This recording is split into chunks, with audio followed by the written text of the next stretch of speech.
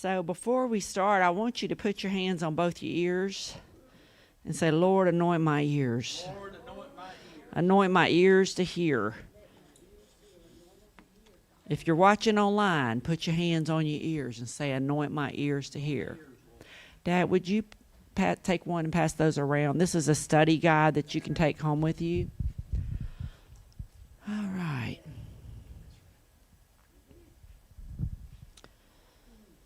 Tonight we're going to be talking the first lesson in the art of spiritual conversations. We're going to be talking about the heart and habits of Jesus. How many of you have ever heard about Bruno? Does anybody know who Bruno is? That's right. We don't talk about Bruno, no. We don't talk about Bruno. If Bruno is a character from the Encanto Disney movie, and it's about a family who has special gifts, and one of the characters is Bruno. Well, no one wants to talk about Bruno because he's sort of the black sheep of the family. Anybody ever had a black sheep in your family? There you go. Your pastor said he was the black sheep. Nobody wanted to talk about that person. They didn't want to bring him up because you knew it was going to be a sad story when you bring him up. They didn't want to talk about what was going on in their lives. That's kind of how Bruno was. It was a subject that nobody wanted to talk about because of the feelings and emotions associated with the conversation. But tonight, let's talk about Bruno. Let's talk about him. Now, I'm not really going to talk about Bruno. I just wanted to get your attention. So we're going to start this series tonight about the art of spiritual conversations. And sometimes spiritual conversations can be like Bruno. They're a little hard to have. And sometimes it could be because there's some hurt feelings associated with church people. If you've never been hurt in the church, you hadn't been here long enough. So just stay around and you will get hurt, maybe unintentionally, but you will, because it's just people. That happens with people. They might have been hurt by the church, or maybe they might even have anger towards God. You know, people do get angry with God. And some things are just hard for people to discuss. And we're going to talk about that during these series. I'm going to help you and I'm going to help myself. And we're going to help each other learn how to have these spiritual conversations. I went too far there. There we go. Maybe the conversations are hard to have sometimes because our approach is wrong. Have you ever used the wrong approach when you were trying to talk to somebody about something and you went back later and you said, man, I wish I would have handled that differently? Because, you know, hindsight's 20/20.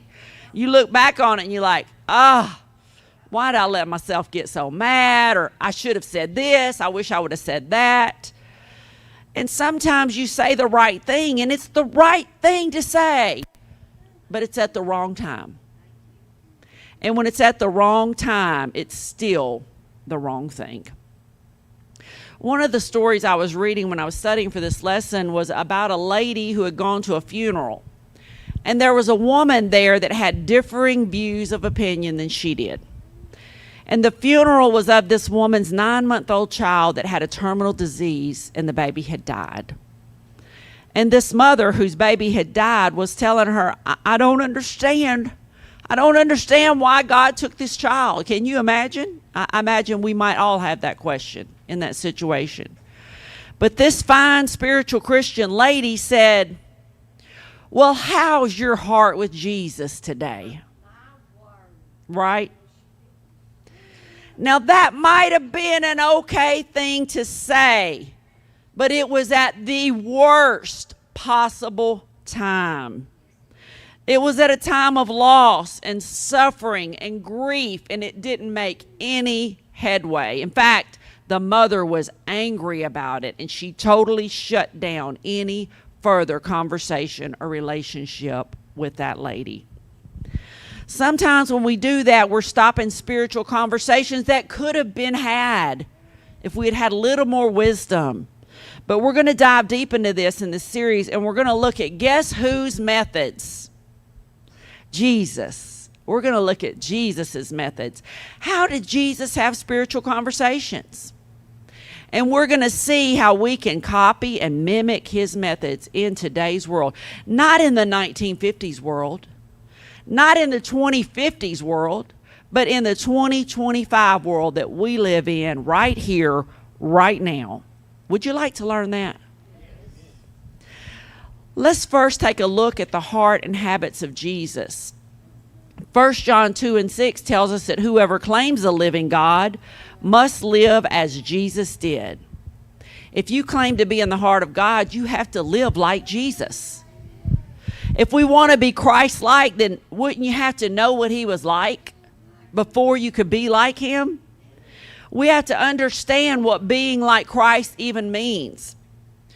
Because Jesus has made such an impact on my life. And hasn't he made an impact on your life? Because of that impact, I want to share that with other people. Don't you?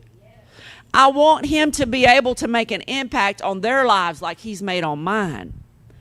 But sometimes we lack spiritual maturity as well as social skills. Everybody say social skills.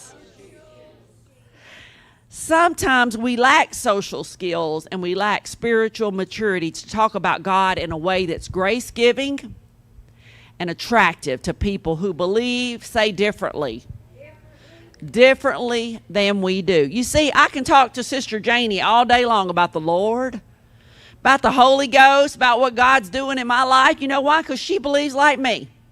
We're alike. We believe the same. But let me go to somebody who doesn't believe like me and be able to have a spiritual conversation. Because I'm going to confess to you today that I have struggled personally with the concept of the Great Commission that we find in Matthew 28:19. This is where Jesus told his followers, now you have followed me for 3 years. You've been following around behind me. I've been teaching you. Now go out and find others who are willing and open and make disciples. Go make disciples. Matthew 28:19 told them to do that. Now, I know this verse of scripture as well as many of you do. You've read it many times, but do I really understand it and do I obey it? That's the question. Do you really understand it and do you obey it? And maybe it's not because we don't want to obey it, but maybe it's simply because we don't know how. You see, knowledge of the Bible is not our biggest problem. Most of us here tonight know the Word of God. We know the Word. And if you don't know it, you can look it up on Google and find something that goes with what you're talking about. It's not the problem that we don't know the Word. You may say, well, I don't know the Word well enough to share it. But I'm going to teach you tonight that that isn't the problem we're facing. Our biggest challenge is our understanding of Jesus and how he lovingly, say lovingly, he lovingly related to those who believe differently than him. Now, I know and understand today that if we don't figure out how to relate well to people with different views about God, if we don't figure out how to walk alongside of those who are being drawn toward him, we will go to our graves as failures at the Great Commission. That's too important to ignore. That's too important to ignore, the Great Commission, and go to our graves as failures. We can't ignore that. And over the years, we've been taught two main ways to make followers of Jesus. The first one is to invite people to church, and please don't stop doing that. Please don't stop doing that. Please keep inviting people to church. But we feel like that if we invite people to church, then the expert, the professional who's preaching that day can tell them all about Jesus. And if they find that attractive and compelling, then they can keep coming to church and learn what it means to be a follower of Jesus. We assume that if people learn about Jesus, they'll want to follow him too. And I asked you today, how has that approach worked for you? Many of you, including myself, I'm not pointing one finger at you because I got three pointing back at me. Including myself, we've invited people to church and they've come to church with us, but they're not here today. They're not here. They're not disciples today, and the conversation ended. It was over. The sermon and the worship service wasn't compelling enough to keep them giving up their Sunday mornings to learn more about Jesus. And you know, most of them weren't actively seeking God to begin with. They just want to get you off their back. They want to get me off their back. I'll come one Sunday so she'll shut up. I'll come one Sunday so she'll quit calling me and texting me so he'll keep calling me. They'll be happy if I come one day. The second way we've been taught to make followers of Jesus has been to tell everyone we meet about Jesus in one conversation and hope they receive it all at one time. Hope they receive the good news with open arms and let God change their lives forever. And if that happens, then I can invite them to church so somebody else can teach them a Bible study. Basically, we've relied on church programs to help people grow in their understanding of what it means to be a Christian. Love and relationships don't seem to be a primary factor in either one of these approaches. But it seems that Jesus was very relational with his followers, wasn't he? He was very relational. In fact, so much of what his disciples learned was caught rather than taught. You all know about being caught rather than taught? If you've raised the kids, you know about that. Because you're trying to teach them not to cuss, but you cussing in front of them. And as soon as they learn how to talk, they cuss. Because they caught it. You didn't teach them to cuss, but they caught it. My daddy used to tell us, you don't do as I do. You do as I say do. We caught it. The disciples learned a lot by what they saw Jesus do in their relationship with him. Jesus showed us how to live out our faith and how to share our faith in ways that were both biblical and magnetic. Say magnetic. What do magnets do? They attract, they draw. They draw. You put two magnets together and they draw to each other. They draw you to them, and that's what Jesus did. He lived out his faith in a way that drew people to him. He modeled a more relational, a more conversational way of living and sharing the gospel. Now, we're going to explore that some more. And I'm going to take my time on these lessons because he always says I'm letting y'all out early anyway. I'm going to take my time because we got to get a hold of this. We need to make a shift. We don't like change. Most of us don't like change, but we need to make a shift from a telling approach, that's telling everybody all about Jesus, to an asking approach. And I'm going to explain that to you in case you're wondering what that means. So in a telling approach, I do most of the talking. I give you information that I think is important and that I believe is true, like I'm doing right now. This is a telling approach. You're the passive listener who's receiving this information, and you decide whether you believe it and act on it or whether you want to take a nap through it. You get to decide. I'm doing the telling approach. You're the listener, and I'm the teller, and I, the teller, have most of the power over you, the listener. You have very little, if any. The telling approach can be efficient in a situation like this, where you have a teacher teaching a group. But you put two tellers in a room with two different viewpoints, and you're going to have a conflict. Because I'm going to tell you what I think, whether you want to hear it or not. And you're going to tell me what you think, whether I want to hear it or not. It's two tellers. They both want to talk, and each one of them feels like they're right and they need to be heard. Now, few of these conversations end well. Very few. You usually don't convert that person and they don't convert you, and it doesn't continue in a productive manner. Two people with different beliefs both want to tell the other person what to believe, and at its best, it's a recipe for getting stuck. And at its worst, it's a relationship crisis. Your relationship can be ended over it, whether it's a coworker, whether it's a friend or a family member or a neighbor. That relationship can be ended. Now, I had a girlfriend in school. Her name was Danielle. And we started going to school together in the 4th grade. And she was a fundamental Baptist, and I was a straight-up old-time Pentecostal. Okay? I got the Holy Ghost when I was in the 4th grade, 9 years old. I didn't know much about it. And she didn't either. We didn't care when we was in the 4th grade. We were both good Christian girls, and we both wanted to learn about the Bible as we grew into our junior and high school years of school. We discussed the Bible every day. Every week, we brought our different viewpoints to each other. I brought mine and she brought hers. I wanted to prove her wrong. She wanted to prove me wrong. But we loved each other. We were good friends. And it's a miracle that we stayed friends because of this telling thing we did all the time. She never converted to my belief, and I never converted to hers. We're still very good friends, though. But one thing it did as young girls, it made us dig into the Word and ask questions and see what we believed and what we did. We didn't confront each other in an ugly way, though. We asked questions. She asked me questions. I asked her question. And this is the asking approach.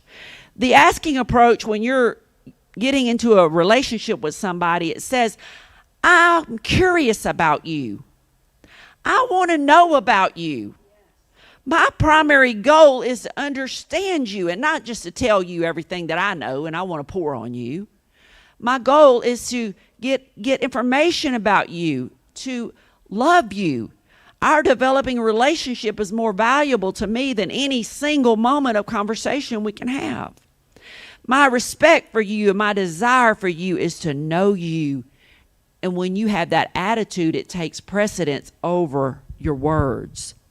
You see, in other words, we need to see everybody we connect with on a daily basis with a big sticker on them that says, make me feel important. Because everybody wants to feel important. Nobody wants to feel like they don't matter.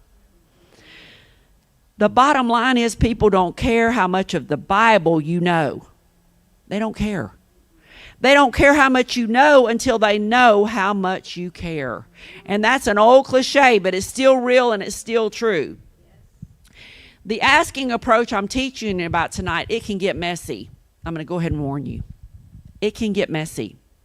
It can be very messy because the initiator of the conversation is not in control of how it goes. You don't know how it's going to go when you ask a question. We assume the other person, though, has something significant to share, and there's a give and there's a take. It's a dialogue. It's not a monologue. It's not one person talking and the other one listening. It's both people sharing. 2 essential ingredients to this approach are listening. Everybody say, listening. God gave you 2 ears and 1 mouth for a reason. For a reason, to be listening twice as much as you're talking. Listening and asking open-ended questions. Does anybody know what an open-ended question is? Not really.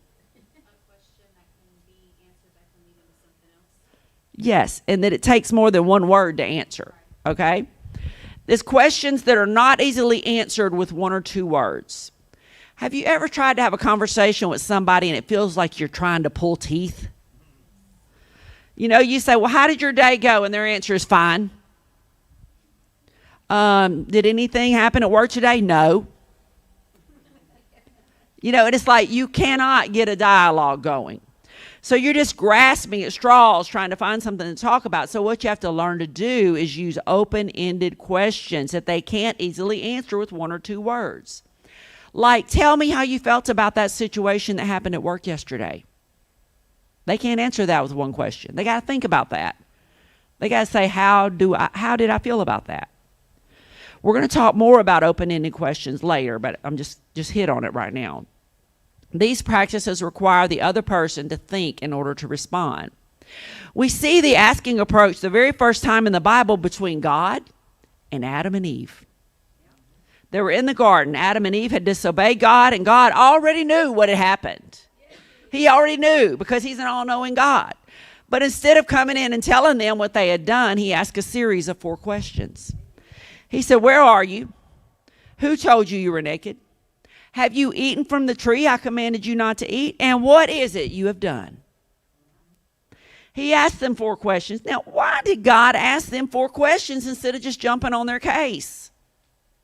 You know, because as a parent, I probably would have just came in there and said, didn't I tell you not to eat that? You know, I wouldn't be asking no questions. But the loving God he is, he didn't. He asked them questions. I think he wanted Adam and Eve to consider what they had done. I saw a cartoon once of Dennis the Menace, and he had written all over the wall with crayons. And his mother said, you go over there and sit in that corner and think about what you've done. And he said, oh, Mom, I'm too big for that. That's for kids. That's not going to work. And she said, well, okay, you're too big. Okay, well, I got another way then. Here's a bucket. Here's a sponge with some soap, and you get to scrub it on that wall then, and you get all that crayon mark off that. So he started, and she left out of the room and came back a few minutes later, and she said he was nowhere to be found. She looked around. She's like, Dennis, where are you? He said, I'm over here sitting in the corner thinking about what I've done. He decided that was a better punishment than all that scrubbing. So God wanted Adam and Eve to think about what they had done. I think he wanted them to own up to their own actions and to notice that now they were feeling ashamed. To see that they had chosen to disobey him. And perhaps God also wanted to approach them in a respectful way to start a dialogue and continue the relationship instead of just shutting it down. Whatever the reason, his loving response to Adam and Eve's disobedience is really overwhelming. He could have just killed them and started over. He could have. He could have just killed Adam and Eve and made a new man and woman. But he had a loving response. We see this type of response repeated throughout the Old Testament. God continues to ask questions to his people over and over. When we read the New Testament, we also see Jesus using much more of an asking approach than a telling approach. He asked questions. He responded with questions, like Clara said. Answer a question with a question. People would ask him questions, and he would respond with a question. He filled his teaching with questions and parables that required people to think and to puzzle through what he was saying. He wanted us to think for ourselves. He wanted them to think for themselves. Mark 8 provides a good example when Jesus asked his disciples, who do men say that I am? He knew what men were saying. He knew what men were saying who he was. But he asked them. And then he brought it down to a more personal level when he said, well, who do you say that I am? And Peter responded with, you are the Messiah, the Son of the living God. Because Peter had reached this conclusion on his own, it was much richer and more meaningful than if Jesus had said, hey, Peter, I'm the Messiah. But he reached that conclusion on his own, and it meant so much more to him. Jesus invested much time into the 12 disciples. I think Jesus knew that disciples could not be impersonally mass-produced, but would be the product of intimate and personal time and investment. Could that be true today of making disciples? You don't make a disciple in a week. It takes time. It takes investment. We can't mass-produce disciples. It takes intimate, personal time and investment. Anybody know what the Great Commandment is in the Bible? The Great Commandment. You know it. You just don't know it being referred to, the Great Commandment. To love, that's right, to love the Lord your God with all your heart, might, soul, and strength, and to love your neighbor as yourself. Simply put, as we say on our t-shirts, love God, love people. That's the Great Commandment.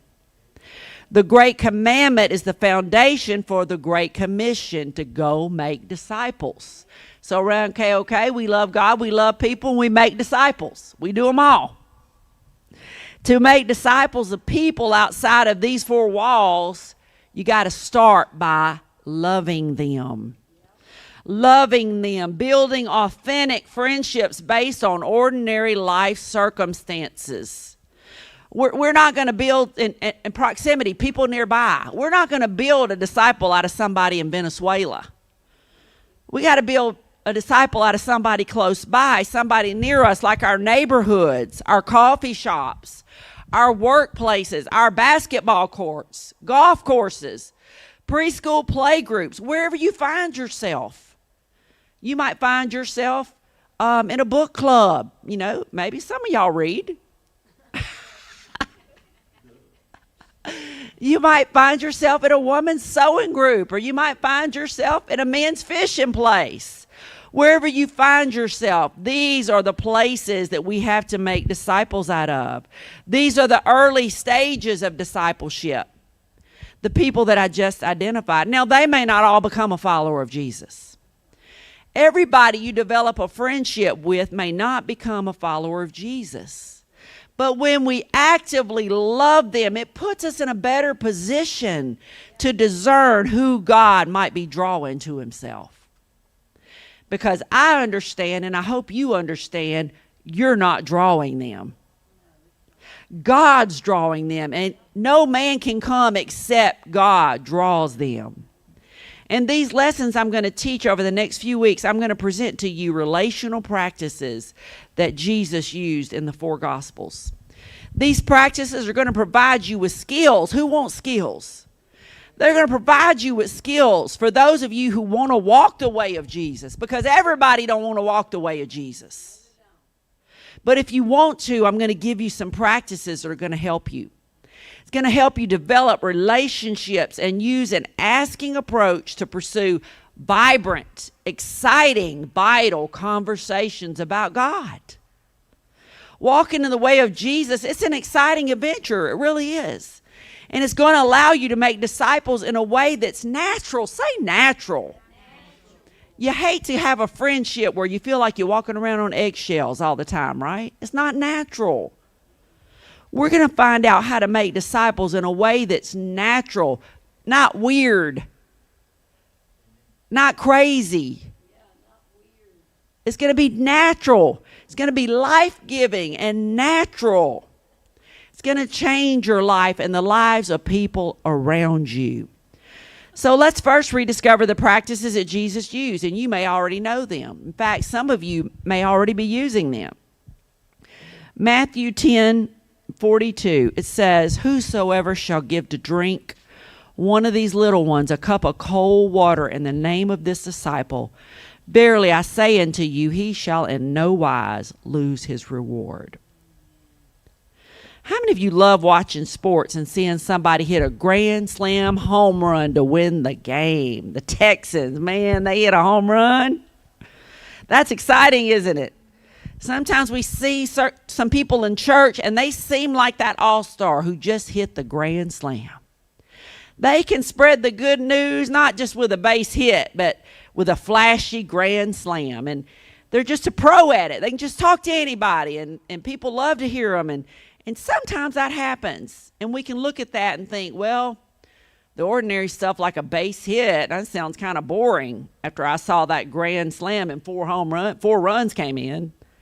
The little stuff doesn't seem to matter. So we're content to just sit on the bench. Well, I can't hit like him, so I'm just going to sit on the bench.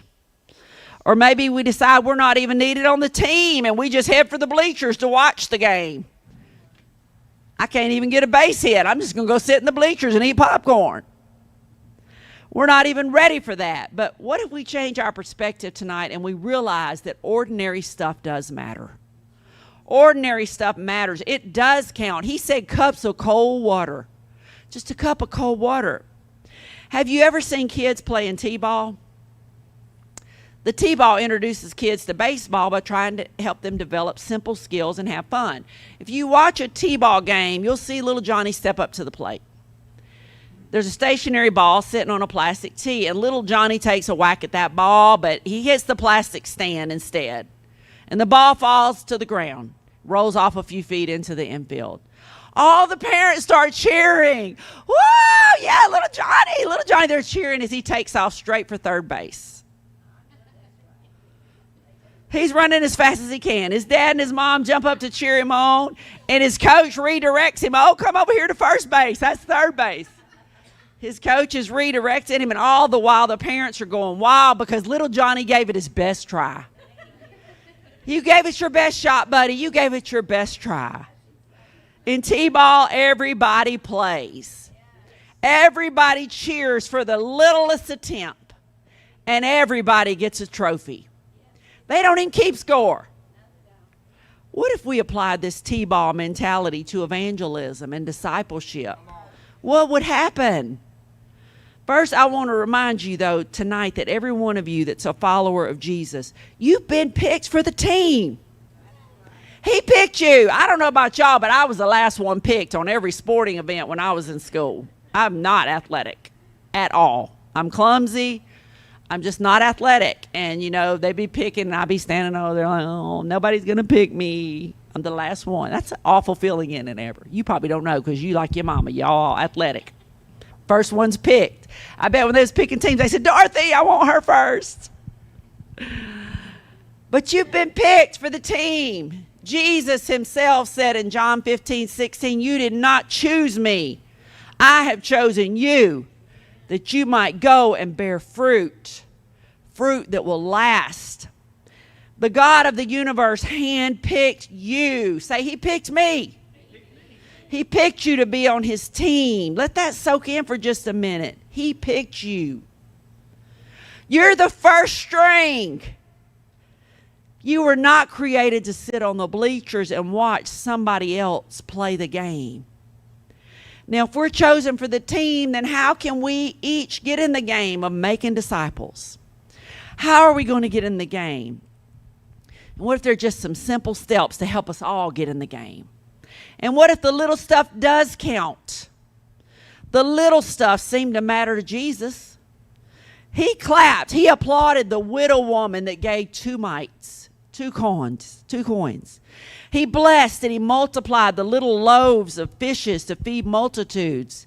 And he said, if anybody gives a cup of cold water to these little ones, they will not lose their reward. A simple act of giving a cup of cold water, Jesus associated that with a reward. A reward. You're going to get a trophy. Sometimes we think the little things don't count for much, but it's really these modern day cups of cold water, like paying attention to people, like listening to them, like praying for them. It brings refreshment and it gives others a taste of Jesus' love, and it's our role in making disciples. If it's our role to love people, then small, simple, everyday acts really do count. It's what God asks us to handle, and then he's going to handle the rest. He don't need us to do the rest. He just asks us to handle these little things. And I don't know about you, but I find that extremely freeing and extremely liberating. I'm free to build loving relationships without the pressure of following the right formula. I don't have to be the one to convict Sister Janie. I'm not the one to convince or to convert anyone. That's not my job. Thankfully, that's his job. It's God's job to change hearts and minds and produce fruit that will last. I'm free from the pressure to save anybody. I can't save anybody. Only God can. It's only God that can transform a human heart. I can only be salt and light and offer a cup of cold water to the thirsty. That's what I can do.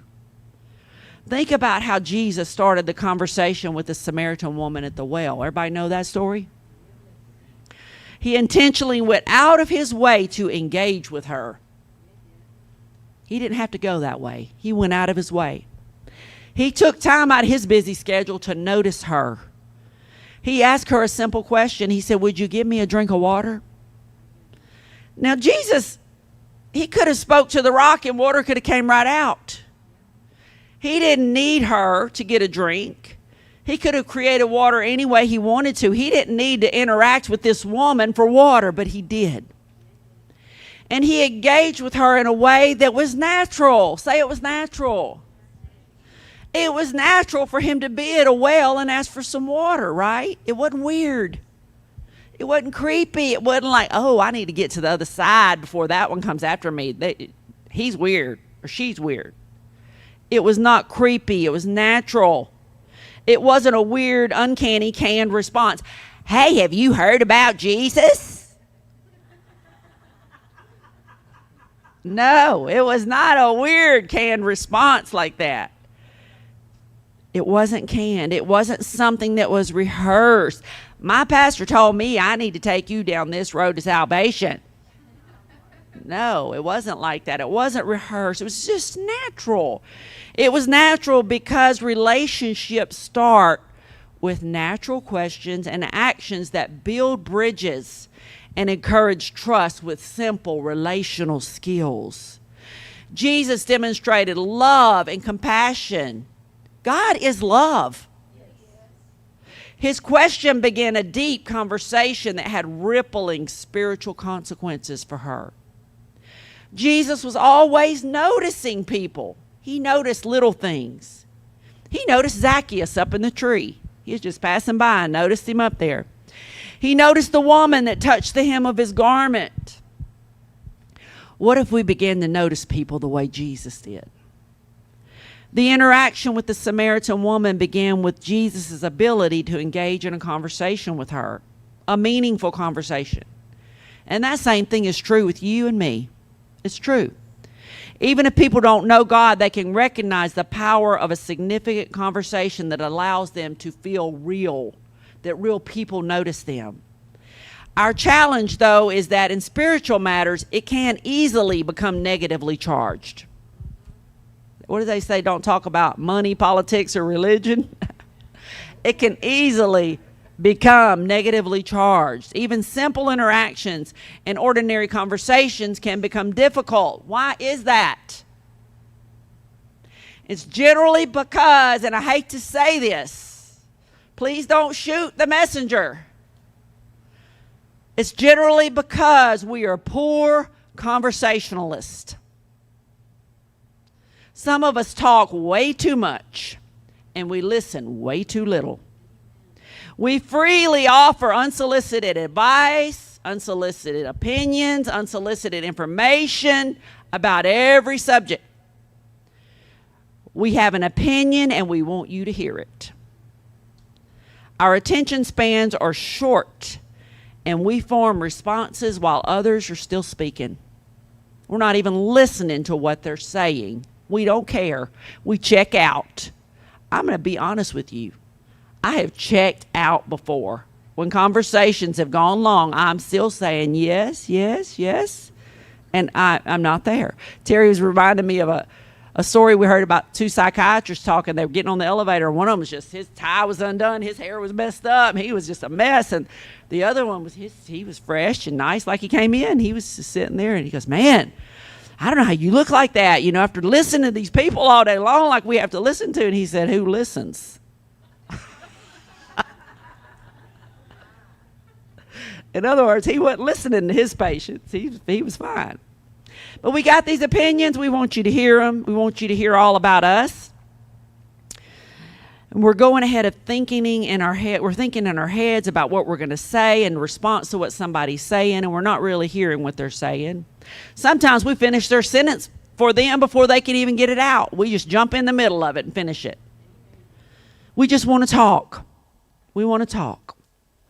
We make hasty judgments and we jump to conclusions. We assume we know what they're about to say, so we just finish it for them or we talk over them. I said this in my class a week or so ago, in my anger management class, about reading people's minds. My husband's the worst at it. He'll say to me, I already know what you're thinking. I'll say, really? Tell me.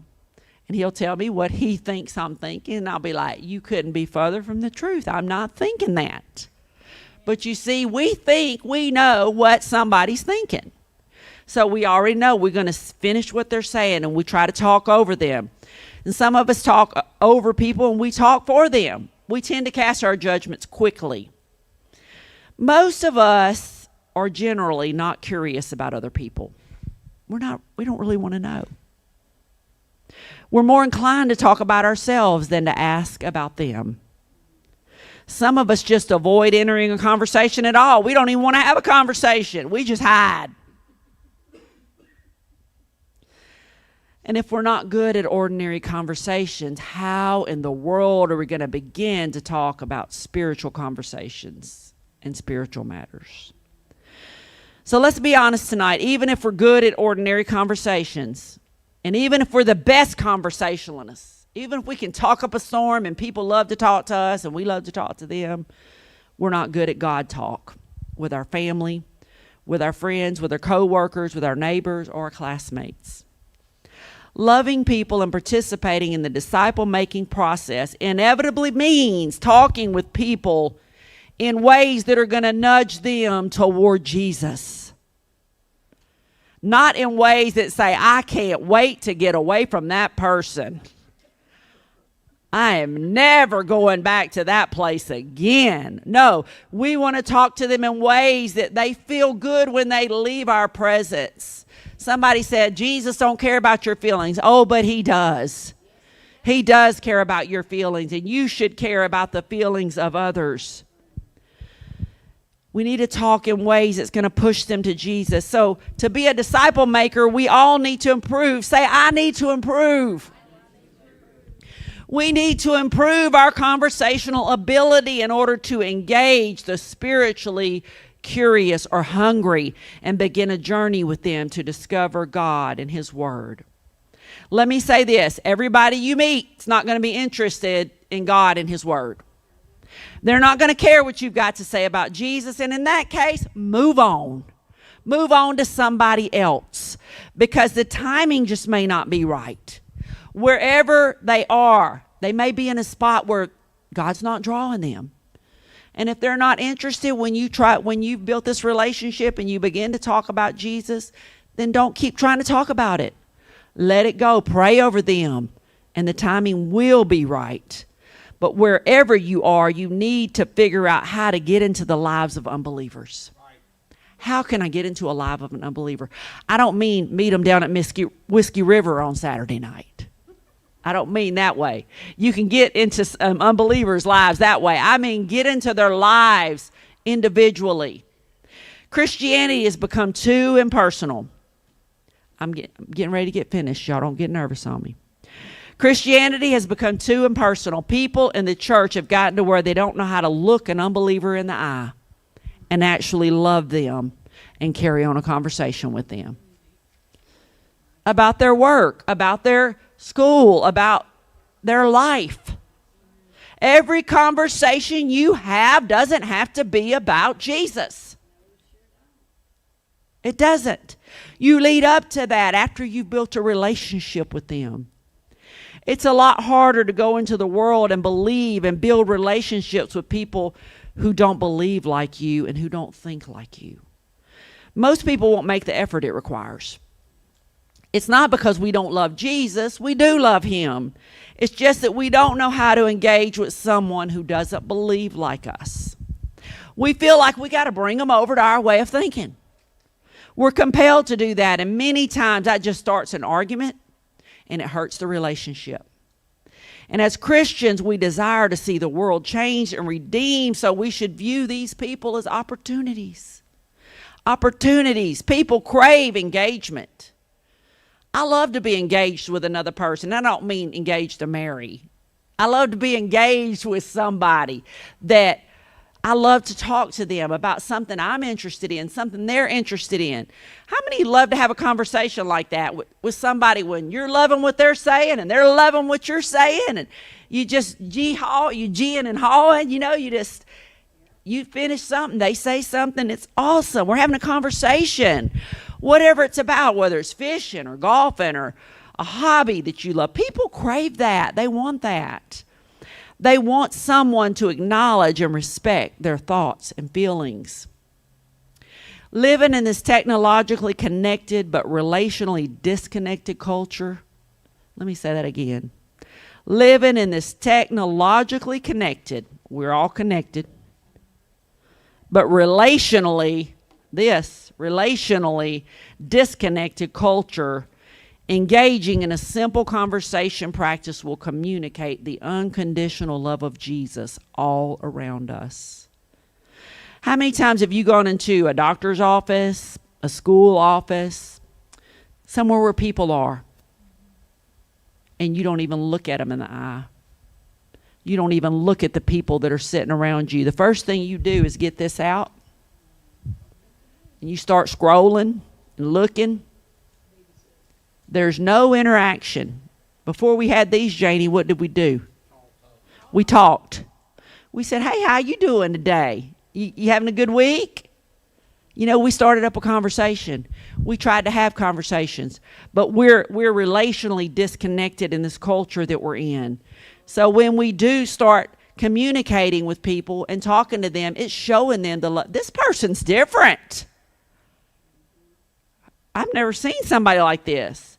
We're talking about a craft that you can cultivate, that I can cultivate, and we can practice it. There's an art to spiritual conversation. The artist Vincent van Gogh said, the more I think it over, the more I feel like there is nothing truly more artistic than loving people. Moving from a lifestyle of few, if any, spiritual conversations with people who believe differently to a life of ongoing spiritual conversation is a big leap for many of us tonight. But ongoing spiritual conversations, if this is going to become a normal part of our lives, and it needs to, then it's going to have to be something we enjoy doing, right?